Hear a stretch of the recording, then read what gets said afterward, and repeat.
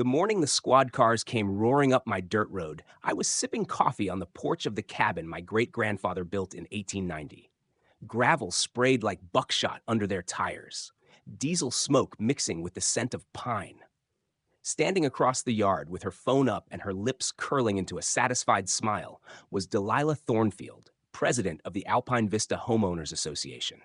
She had called 911 to report me for trespassing on the very land my family had homesteaded generations before she ever set foot in Montana.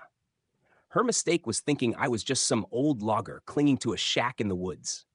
She had no idea I controlled more of this county than she could ever dream. But before I get to that, I should explain how this war started. My name is Rex Caldwell. I spent 20 years working oil rigs in Alaska, saving every dime before coming home to Pineville County when my father passed away. I inherited our family cabin, a solid log structure on 40 acres of creek-fed mountain land.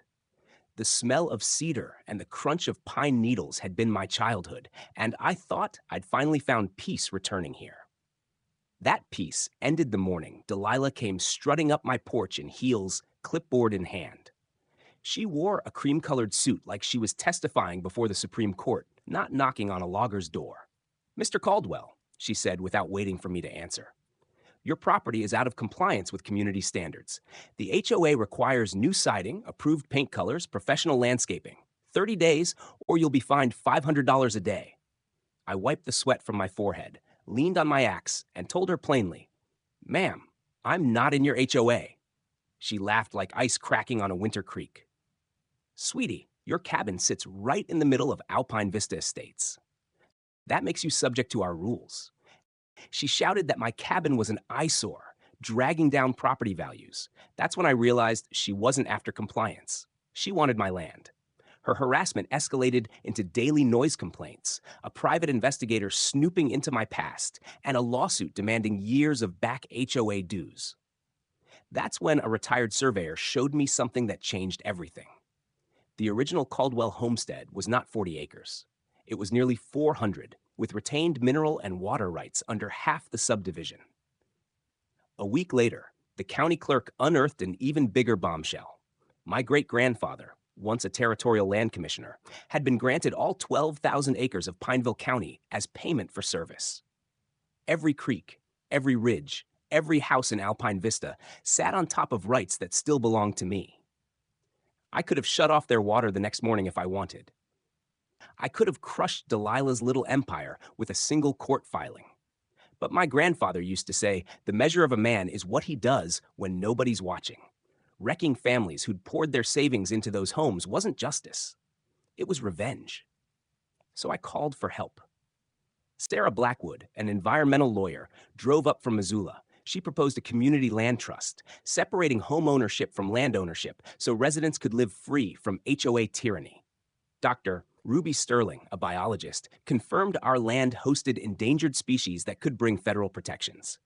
Harold Finch, an old banker, ran numbers proving the trust could lower costs and create jobs through conservation and tourism. Together, we built a plan that could transform conflict into opportunity. Meanwhile, Delilah spun further out of control. She bribed county officials, filed false environmental complaints, and hired a predatory management company to levy tens of thousands in bogus fines. Her tactics backfired as neighbors grew sick of her paranoia. Even her board began to turn against her. The showdown came at the community center on a night thick with tension. Delilah strutted in with her corporate allies, presenting slides of my cabin like it was a public menace. She demanded the county condemn it. Then it was my turn. I laid the original land grant on the podium, the seal of Montana territory glowing under the fluorescent lights. I told the packed room that every deed in Alpine Vista sat on water and mineral rights belonging to my family for over a century. Gasps rippled through the crowd. Delilah leapt up screaming that it was impossible. "You researched surface property law," I told her.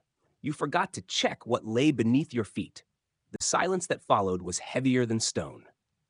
And then I offered them something better. The Pineville County Conservation Trust, a cooperative that would protect 8,000 acres of wilderness, give residents democratic control of their neighborhood, and end HOA dictatorship forever. The room erupted in applause. Even some of Delilah's former allies cheered. That's when the FBI stepped forward and arrested her for bribery. Cameras caught every second of her being led away, her designer heels clicking one last time.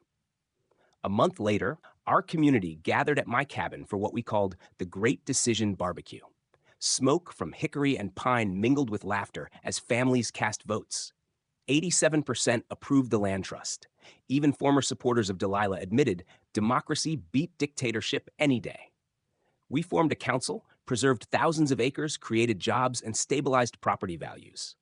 Delilah lost her law license, served probation, and watched her mansion sell at a loss to a schoolteacher's family who planted vegetables in the front yard. Our story spread across the country, studied by scholars and copied by communities tired of HOA tyranny.